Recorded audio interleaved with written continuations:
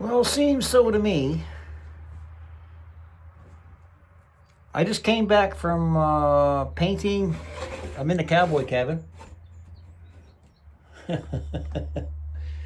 in the Cowboy Cabin, guys!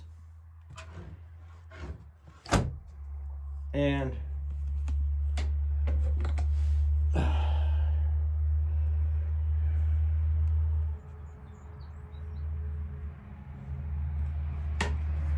yeah, I'm in the Cowboy Cabin. I'm going to be doing some painting here on these little strips. I'll show you what I mean. You know what I mean. And here, I get my butt behind me.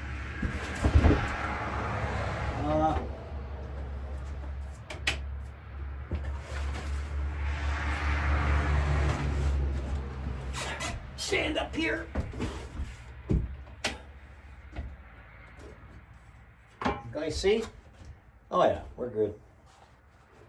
I'm gonna paint in between here, these seams, and it should enhance the look of the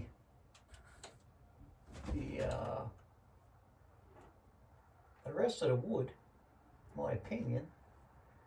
But I'm thinking my brush might be, it's 2 inch, but I'm thinking maybe it should be 2 inch. Maybe it should be 1.5 inches or 1 inch. But if we go slow,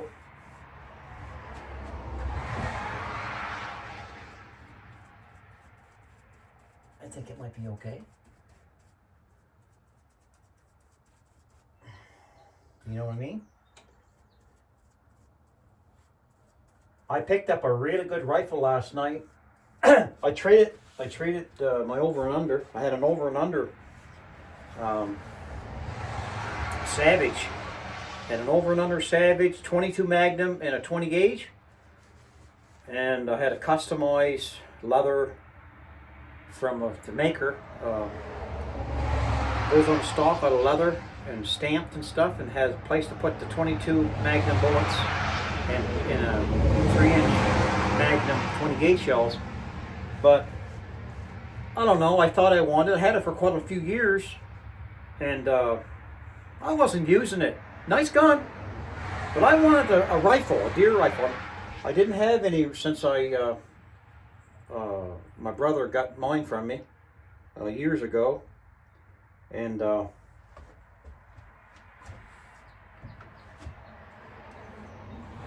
he's been doing good. The old meat market, yeah. The old meat market. I told you that story before. Brother Darren didn't have a real good gun. So I sent him that one down. And he was happy.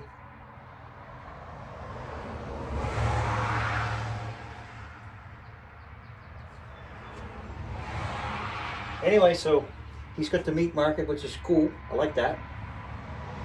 And I got, guess what I got? I traded with my gardener, my lawn keeper, lawnsman, the main man, Mr. Kenneth Mullen. He's been using me good, and hopefully I've been using him good too, as in return as a friend. Anyway, he comes, keeps my lawn mowed and whatnot. But anyway, I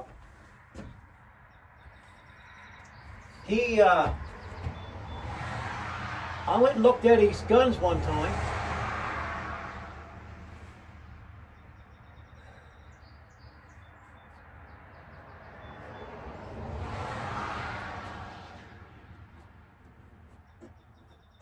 And I just like 30-30 I like there.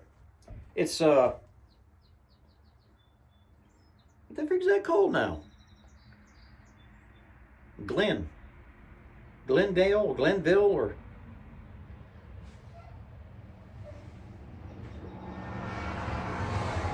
here's something slowing down. It must be going across the door, next door. No? Yeah, I think so. What the frick is that called? Anyway, it's a 30-30, a knockoff from a Marlin. They made it in Pennsylvania, Connecticut, Pennsylvania or something? Pennsylvania?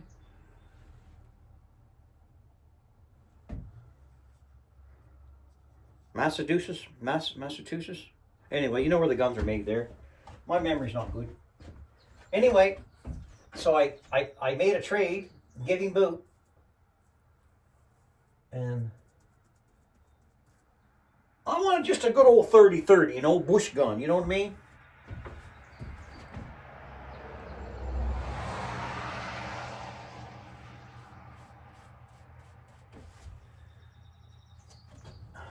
So I ended up getting that.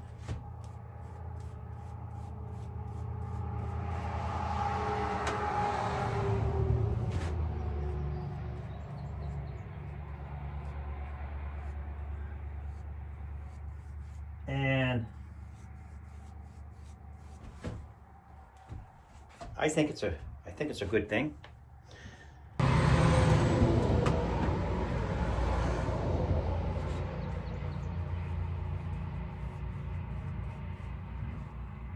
So I'll be doing some deer hunting and bear hunting maybe this fall, Lord willing.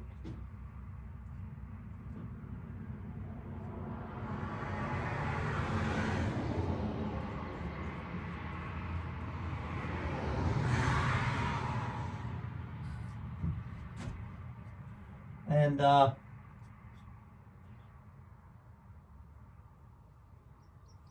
it'll be fun. I'll take you guys on the adventures.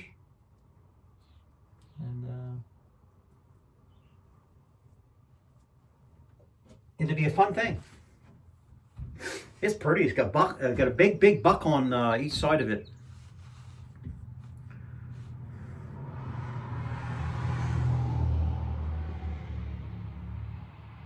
I should show you the rifle, but I'm out to the cab. But maybe if people don't call me and frig this film up, I should be able to do that.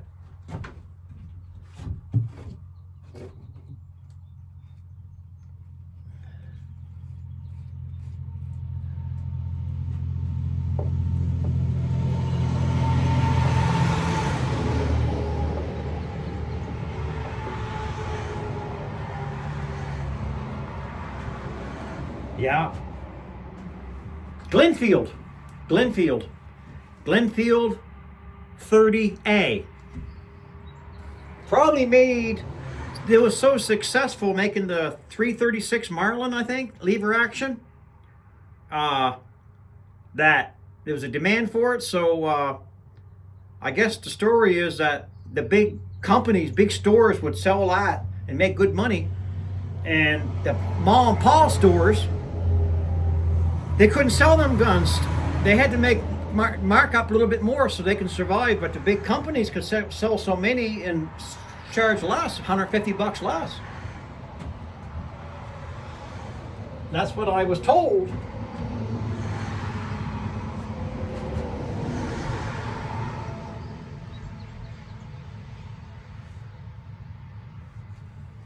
I'm working in here because it's very damp and wet today. I can't get out to the chinking with my mortar in my joints, but I'm ready for it. I got all the 1/4-inch hardware cloth all set in place, and it's a good thing. Yeah, so it's a Glenfield 30A 30-30. And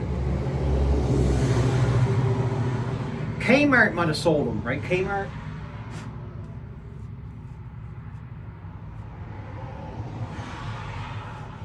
Maybe Sears, I don't know.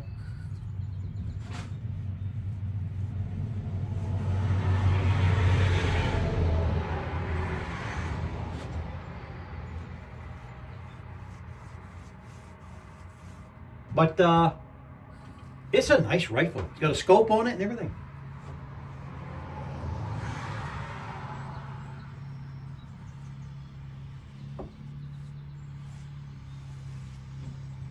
It's coming good, guys. It's looking pretty good. That white's going to stand out.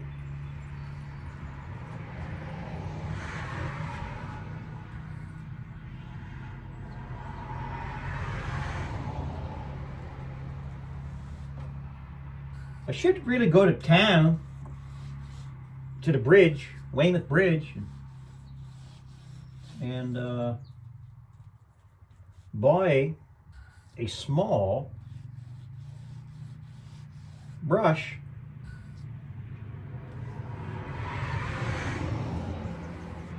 to do this fine painting, because there's little pieces and little areas where you can't quite get a 2-inch brush into. My opinion. So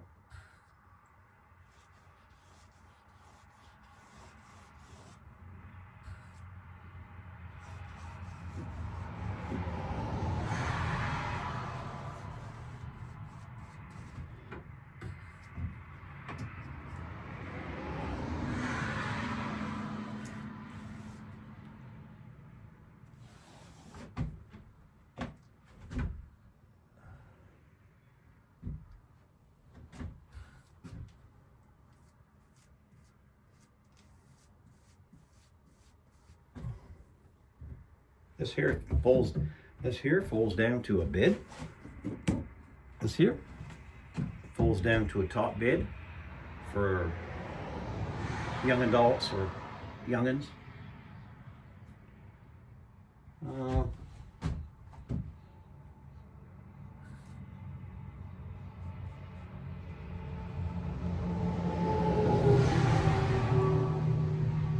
You know, I think I'm going to stop. I'm going to end this video for now. Now I'm going to go to town and get some. So I'll probably make part 2. This is what's going on. Looking like this. It's going to be white. I'll put a couple coats on the strips, right? But I'll take you outside and show you what I did. Okay?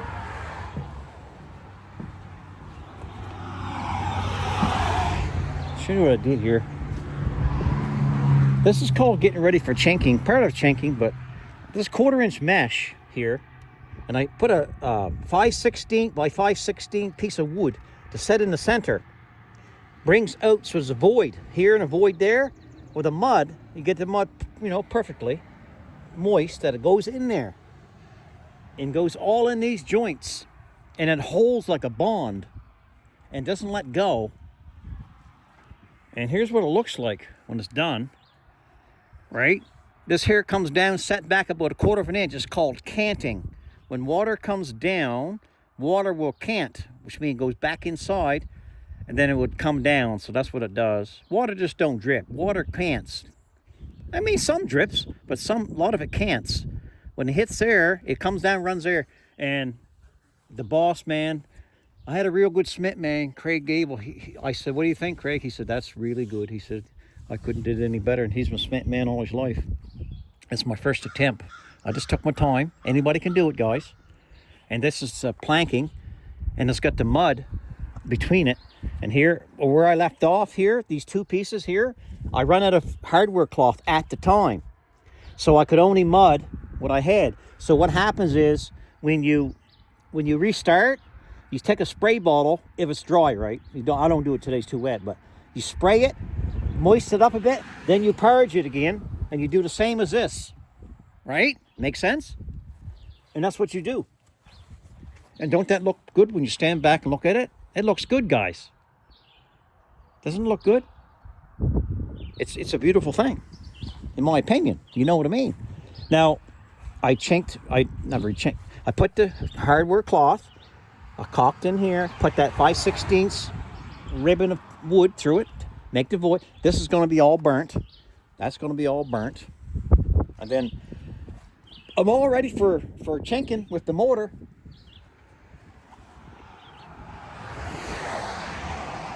So that's the Cowboy Cabin. July, it'll be moved to its final destination. And it'll be a good thing. I got to burn all this wood. All this wood's going to be burnt. You don't see that. It's going to be a good thing. We're going to put glass in it. It's going to be reglazed, all puttied here. Just old. I'm going to do all that. Same as this. Broken glass like that. Pop them out. Put some old glass in. He's got some old rippled glass from the Western days. That when you look through it, you see all them ripples. Well, that's what he's got. It's over 100 years old. So we'll be working with that. But all these will get burnt, eh? These are these chairs I made. out of 150-year-old lumber, same as that harvest table. They even had holes in it, like almost like a crate, wooden lobster crates. They used to have holes to put the rope to handle it, but I made it so the chairs can go up, and there's a hole right straight down through it too. See, pretty cool. And you can stow things in it. And all I did, I pegged it with 1/4-inch pegs, round holes with square pegs, and I used just ordinary straps, wore out old tie straps, old ones, and I stapled it. I got an air stapler, and it's a beautiful thing.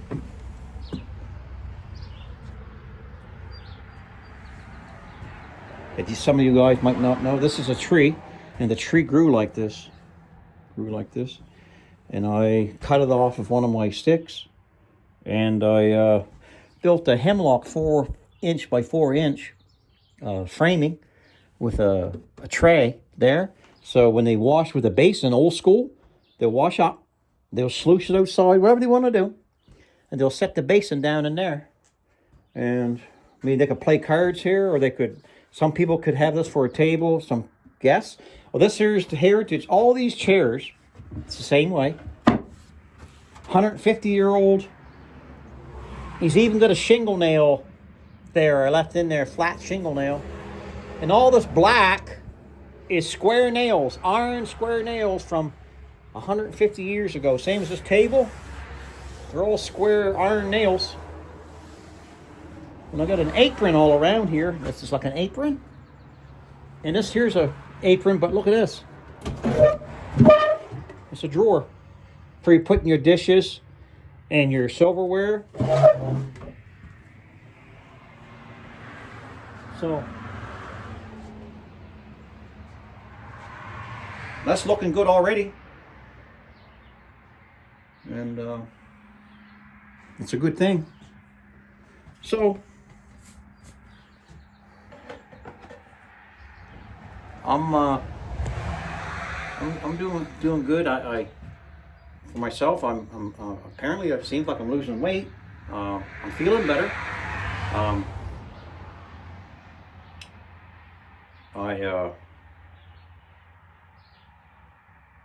I just feel better, eh? I feel better. Not carrying around excess weight, you know. I'm not going to say to you followers and lie to you and say it's easy. It's not easy. But you know something in life? Anything that's good for you is really not easy. That's why food, if it tastes good, most generally, not all the time, most generally the food's not good for you. Like a lot of carbohydrates.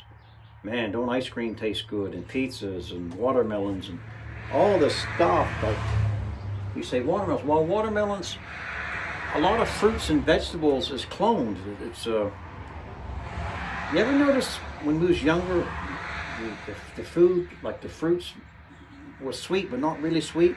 Now they genetically engineer the stuff to make it more sweet, and it's really not supposed to be like that, in my opinion. But I stay away from all that. I have to admit, I had a couple days that I got a tooth. Wait, that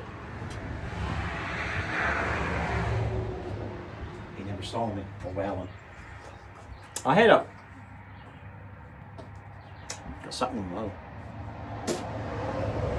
I had a couple days. It was, man, didn't want to dive in. I wanted to dive in the big banana split and grape nut ice cream and rum and raisin. Seemed like something I was missing. But I got through it.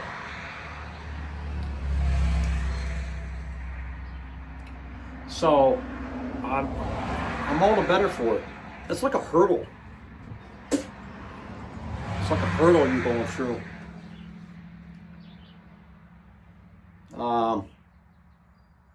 But that being said, it's Gloria's birthday today, so I gotta go do some painting. I gotta run to Digby and buy her. See if I can buy her some type of cake that's not super sweet. And get her a card. She likes cards. And what else? Oh, money. Give her a centy. She calls money centy. Get a centy? She goes, get a centy? Get a centy? And the ones that knows Gloria around the neighborhood, like family and friends, will understand that. So I want to do that for her. And she's turning 64. She was born in 61. So the Lord's been blessing her. Thank you, Lord, for keeping her this long and hopefully longer and longer now. So that is what I'm doing today. I'm painting inside the cabin where it's not wet. I got a lot of painting to do. And I'll go to Digby after a bit and pick her up some things. I'll go to the dollar store, get a card, put some centy in it, and go get her a cake. And maybe I'll videotape that. The initial wouldn't be a long video, just something to show you guys what's going on there. So yeah, so I'm off to Weymouth to get a brush. Although I could go to Digby and pick up a brush. Maybe I'll do that. But I got to clean the back of my truck off. I got all my tools on the back of the truck. I don't want them driving around, leaving them, going in the store. They might, who knows? I've been very blessed and lucky, blessed by the Lord that nobody's taken anything.